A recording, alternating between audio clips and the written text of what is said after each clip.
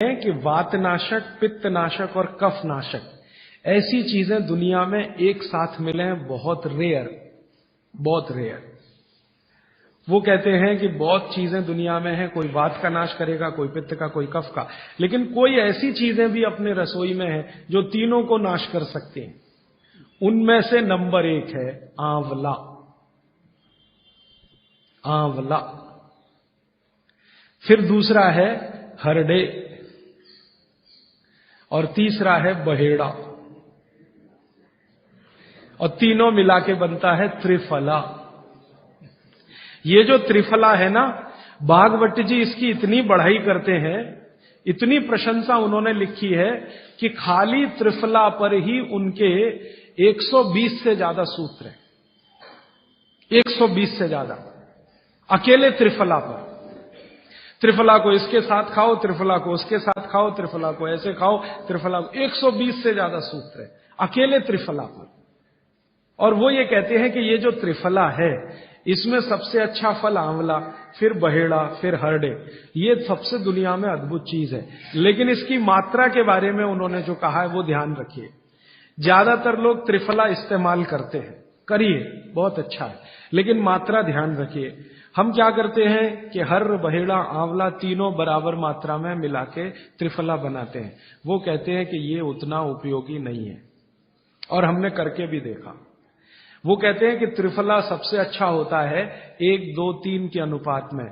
पहला है हरडे 1 अनुपात, दूसरा है बहेड़ा 2 अनुपात और तीसरा है आंवला 3 अनुपात। अब इसको मात्रा में कहूं, अगर त्रिफला बनाना है तो हरडे लेना 100 ग्राम, बहेड़ा लेना 200 ग्राम और आंवला लेना 300 ग्राम। तो ये 100, 200, 300 ग्राम की मात्रा में आप जो त्रिफला चूर्ण तैयार करेंगे, वो कहते हैं ये अद्भुत है, वात, पित्त, कफ तीनों का नाश करता है, तीनों का। अब वात, पित्त, कफ तीनों से आप अगर ग्रसित हैं तो आप त्रिफला जरूर लीजिए। कैसे लाएं? त्रिफला लेने के 2 नियम बताए उन्होंने, एक रात को और एक सवेरे। सवेरे का नियम उनका यह है कि सवेरे सवेरे अगर त्रिफला खाएं तो गुड़ के साथ, नहीं तो शहद के साथ, गुड़ या शहद। वैसे ही आप तय कर लीजिए, जैन है तो गुड़, अजैन है तो शहद। तो सवेरे का त्रिफला खाएं तो गुड़ या शहद के साथ, रात का त्रिफला खाएं तो दूध के साथ या गर्म पानी के साथ। त्रिफला तो एक ही है ना, सवेरे भी त्रिफला ही खा रहे हैं, रात को भी। लेकिन भागवत जी कहते हैं असर अलग अलग है दोनों के। रात को जो आप त्रिफला खाएंगे दूध के साथ या गर्म पानी के साथ, तो ये त्रिफला रेचक है। रेचक शब्द उन्होंने इस्तेमाल, रेचक माने पेट को साफ करने वाला, बड़ी आंत की सफाई करने वाला, शरीर के सब अंगों की सफाई करने वाला, झाड़ू लगाने वाला जो व्यक्ति, वो रेचक। तो कहते हैं रात को अगर त्रिफला आप ले रहे हैं दूध के साथ या गर्म पानी के साथ, तो ये रेचक है, माने ये एक ही काम सबसे ज्यादा करेगा कि आपकी कब्जियत मिटा देगा। कितनी भी पुरानी कब्जियत है मिटा देगा, 40 साल पुरानी भी मिटा देगा रात को। और जो दिन को त्रिफला खाया सवेरे गुड़ के साथ, तो वो कहते हैं ये पोषक है। एक शब्द है रेचक और एक है पोषक। पोषक माने शरीर को जो कुछ चाहिए, विटामिन सी चाहिए, विटामिन ए चाहिए, विटामिन डी चाहिए, या विटामिन के चाहिए, या कोई विटामिन चाहिए, या हमें माइक्रो न्यूट्रिएंट्स चाहिए शरीर को, कैल्शियम चाहिए, आयरन चाहिए, वगैरह वगैरह। तो शरीर को अगर पोषकता चाहिए तो त्रिफला सवेरे खाना, और शरीर में आप मानते हैं कि हमारी कब्जियत ठीक करने के लिए तो त्रिफला रात को खाना। दोनों समय के त्रिफले में बिल्कुल अलग तरह के परिणाम आते हैं। तो जो कहें हम तो स्वस्थ हैं जी, तो सवेरे ही त्रिफला खाओ, स्वस्थ हैं तो। और जो कुछ बीमारियां हैं आपको, तो रात को खाओ। ठीक है? मात्रा ध्यान रखना, 1, 2, 3 सम मात्रा का त्रिफला बहुत रेयर केस में इस्तेमाल होता है। 1 या 2 ही बीमारी हैं। अभी मैंने एक जगह इस्तेमाल किया था, एक वैज्ञानिक हैं, भाभा एटॉमिक रिसर्च सेंटर में काम करते हैं, उनको एक बीमारी हुई रेडिएशन से। रेडिएशन आप जानते हैं सभी एटॉमिक सेंटर में। तो उनका पूरा शरीर सड़ गया, एकदम सड़ गया, जगह जगह घाव, जगह जगह। और उसमें से खून निकलता, मवाद निकलता। वो बेचारे इतने परेशान, इतने हैरान, कहां कहां जा जाके, अमेरिका, कनाडा, सब जगह कुछ इलाज हुआ नहीं, कोई रिलीफ मिला नहीं। कपड़ा भी नहीं पहन सकते, ऐसी स्थिति थी, हमेशा नंगे बदन रहते थे। तो ऐसे ही किसी ने मुझे उनके बारे में बताया। बंबई तो मैं अक्सर जाता रहता हूं कि राजीव भाई एक ऐसे व्यक्ति हैं। तो मैं उनको गया था मिलने और देखने, तो मैंने देखा सच में हालत बहुत खराब थी। तब मैंने उनसे कहा कि आप बहुत परेशान हैं। हाँ, बहुत परेशान हूं, दवा सब काम लेके देख ली, कुछ उपयोग होता नहीं।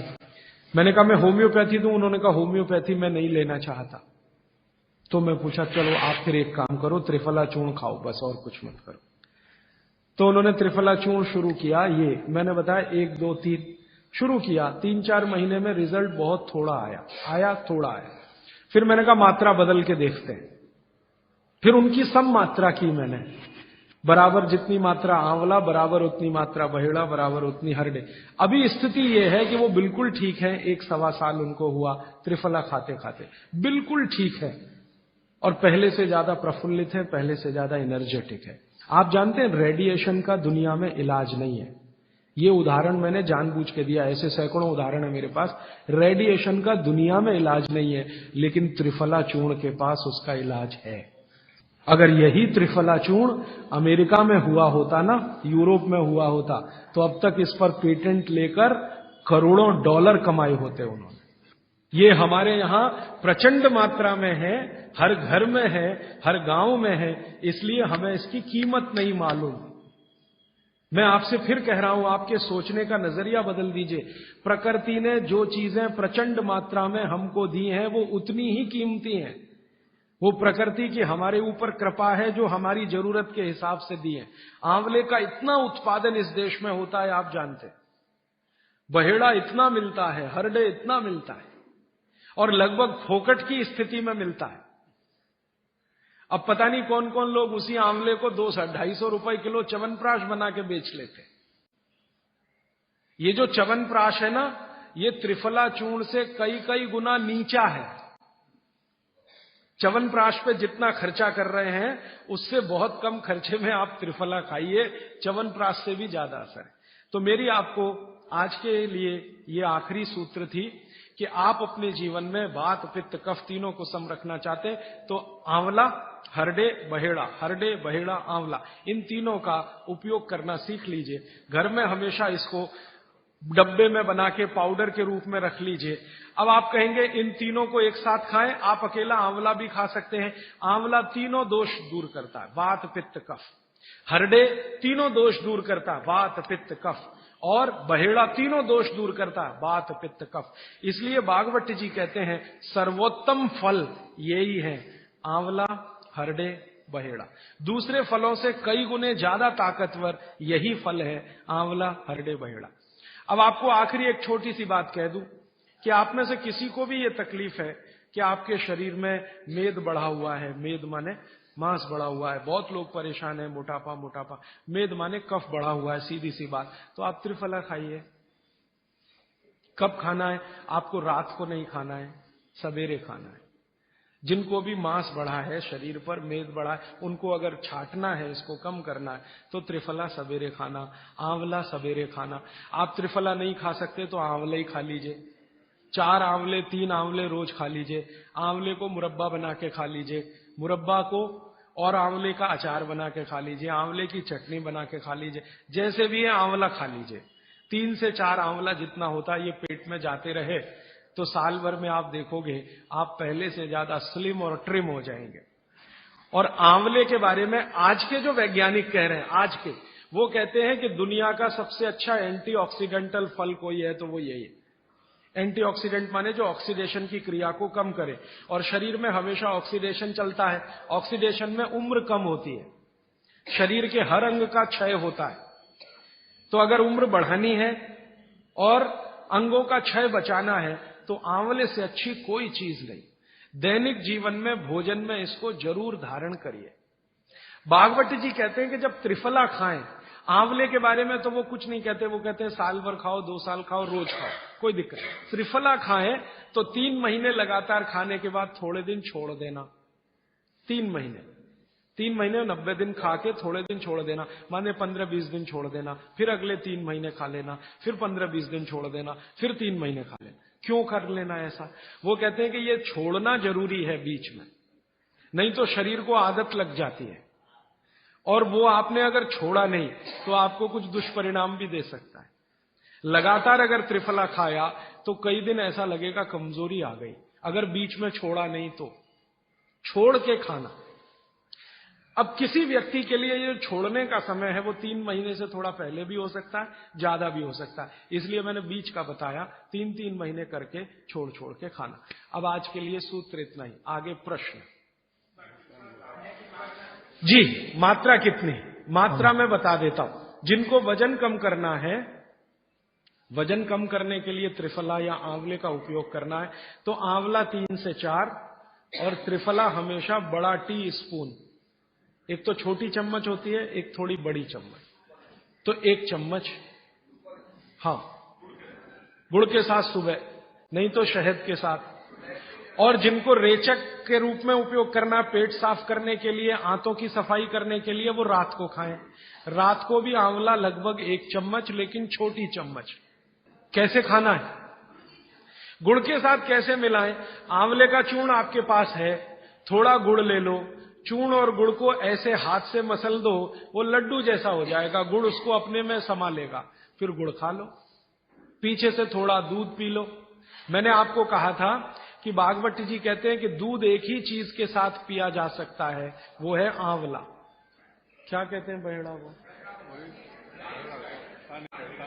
तानी। तानी। आप ऐसा करिएगा, ये प्रदीप भाई की दुकान पे चले जाइएगा, वो आपको शक्ल से दिखा देंगे, या कल यहां मंगवा के थोड़ा रख दीजिए पहचान करने के लिए कि हर क्या है, बहेड़ा क्या है, आंवला तो आप सब पहचान जी। हरड़ा को कड़का बोलते हैं, हरड़ा को कड़का, बहेड़ा को तानिकाय, बहेड़ा को तानिकाय, आंवला को पाल नेल्लिकाय, आंवला को पाल नेल्लिकाय या नेल्लिकाय सीधे कर दीजिए, ये तीनों नाम है। ये प्रदीप भाई ने एक सवाल पूछा है कि अगर हम वजन कम करने के लिए या मांस कम करने के लिए खाना चाहते हैं तो 2 बार खा सकते हैं? बिल्कुल नहीं, एक ही बार के लिए नियम है। सुबह ही सुबह आपके लिए सबसे अच्छा है। जो बाजार में त्रिफला चूर्ण मिलता है वो खा सकते हैं? मेरी आपको एक विनती है, बाजार का त्रिफला चूर्ण लाने से अच्छा है बाजार से आंवला लाना, बहेड़ा लाना, हरड़े लाना, कूट पीस के अपने घर में बनाना। क्योंकि बाजार में कई बार बहुत सारी चीजें हैं जो कॉमर्शलाइज हो चुकी हैं और उनके असर अगर कम हुए तो आप भागवत को गाली देंगे। इसलिए रॉ मटेरियल लाके घर में तैयार करना, कूट पीस के। जी, आपने गुड़ की बहुत महत्वपूर्णता बताई, परंतु डायबिटीज पेशेंट्स क्या करें उसके लिए? गुड़ आप डायबिटीज में खाइए, भरपेट आंवले के साथ खाइए, त्रिफला के साथ खाइए, कोई तकलीफ नहीं, कोई तकलीफ नहीं है गुड़ खाने में। डायबिटिक लोग भी गुड़ खा सकते हैं, शुगर ना खाएं। और जूस का क्या करें? डॉक्टर्स तो कहते हैं डायबिटीज डोंट ईट फ्रूट्स करके। आप बिल्कुल चिंता मत करिए, आप भगवान की दी गई जो शक्कर है, ईश्वर की दी गई शक्कर है, जूस में है, फल में है, वो आपको शायद मालूम है या नहीं। शक्कर जो है ना, शुगर, इसके कई रूप हैं। एक है ग्लूकोज, एक है सुक्रोज, एक है फ्रक्टोज। तो ये जो फल वगैरह की शक्कर है, ये फ्रक्टोज फॉर्म की ज्यादा होती है और ये आसानी से डाइजेस्ट होती है। गुड़ की भी उसी कैटेगरी में आती है। तो आप चीनी मत खाइए, गुड़ खा सकते हैं, शहद खा सकते हैं, फल खा सकते हैं। मीठे कोई भी फल खाने में तकलीफ नहीं है, बशर्ते कि त्रिफला खाते रहें, थोड़ा त्रिफला लेते। जिनको भी डायबिटीज है वो भी त्रिफला का सेवन करें, क्योंकि डायबिटीज मैंने कहा ना वात का रोग है, तो वात कम करेगा। त्रिफला में तीनों चीज है जो वात नाशक है, आंवला, हरड़ा, बहेड़ा। त्रिफला आपने कहा लेना है, रात को और सुबह कब लेना? जैसे खाने के पहले, खाने के बाद?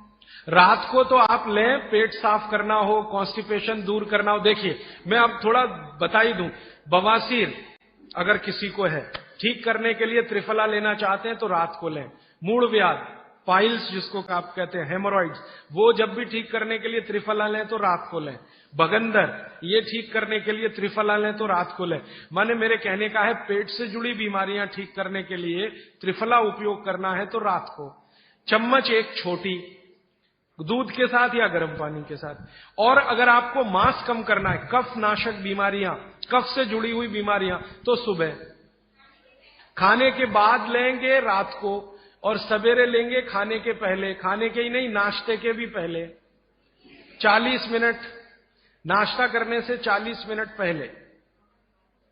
जी आपने बताया कि त्रिफला 1, 2, 3 के अनुपात में बनावे हैं, तो आपने जो मुंबई वाली बात करी, तो मुंबई वाले भाई साहब को पहले आपने 1, 2, 3 के अनुपात वाला ये त्रिफला दिया, वो जब बराबर काम नहीं किया तो फिर आपने समकालीन दिया और वो बिल्कुल ठीक हो गए। तो ये क्या प्रोसेस हुआ? हाँ, ये सवाल थोड़ा टेक्निकल है। इसमें हुआ क्या कि जब आंवले में हरड़ा, बहेड़ा और आंवले को 1, 2, 3 के अनुपात में हम रखते हैं तो आंवला ज्यादा है। आप निश्चित रूप से देखें 3 मात्रा है, आंवला ज्यादा है। आंवला माने विटामिन सी का भंडार, आंवला माने कैल्शियम का भंडार, आंवला माने ये, आंवला माने वो। तो अब जब बीमारी उनको रेडिएशन की थी तो ऑलरेडी उनके शरीर का विटामिन सी बढ़ा हुआ है, क्योंकि रेडिएशन से वो एक्स्ट्रा होता है। तो हमने देखा आंवला अगर मात्रा उनके साथ है तो वो काम नहीं कर पा रहा है इतना, जब 3 मात्रा का है, क्योंकि जो चीज पहले से बढ़ी है वो और बढ़ाएगा। तो फिर हमने इसको कम कर दिया, हरडे और बहेड़ा को बढ़ा दिया, तो सम हुआ, तो रिजल्ट तुरंत आ गया। तो ये रेडिएशन जैसे गंभीर बीमारियों में, कैंसर जैसे गंभीर बीमारियों में इस तरह का उपयोग होता है आंवला, हरडे, बहेड़े का बराबर मात्रा में। लेकिन बाकी जो साधारण बीमारियां हैं उनमें 1, 2, 3 ही रहता है, क्योंकि आपको कई जगह कैल्शियम की जरूरत है, विटामिन सी की भी। जितने लोग मोटे हैं उतना शरीर में विटामिन सी कम, जितने लोग मोटे हैं उतना कैल्शियम कम। तो कैल्शियम कम है, विटामिन सी कम है, तो मैं आपसे कहूंगा ही कि आंवला 3 मात्रा में लो, तो वो बढ़े, तो बाकी चीजें कम हो। तो ये चक्कर है, ये थोड़ा टेक्निकल प्रोसेस है, आप लेकिन समझ जाएं, सरल भाषा में मैंने कोशिश की है बताने की। जी। In 1992, I went to Rajasthan. I studied Jainism. I have been following. I was 120 kg with top to bottom all diseases. Today, I am standing without any disease. I am 66. I am following 100% Swamiji's. I don't take idli, chapati or sugar. Particularly white sugar is nothing but carbon. Nothing but carbon. Carbon, charcoal koi खाएगा.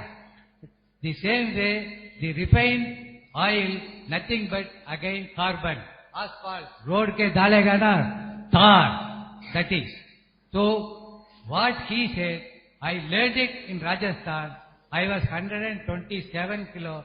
Now I am just 49 or 50 kilo. Without any disease, from top to bottom, including lung cancer and mouth cancer, I cured without any medicine, only by food, the Swamiji's food. I have to thank Jainism.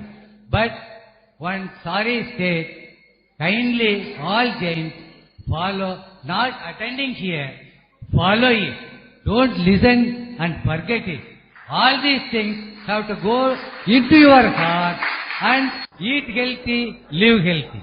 Thank you.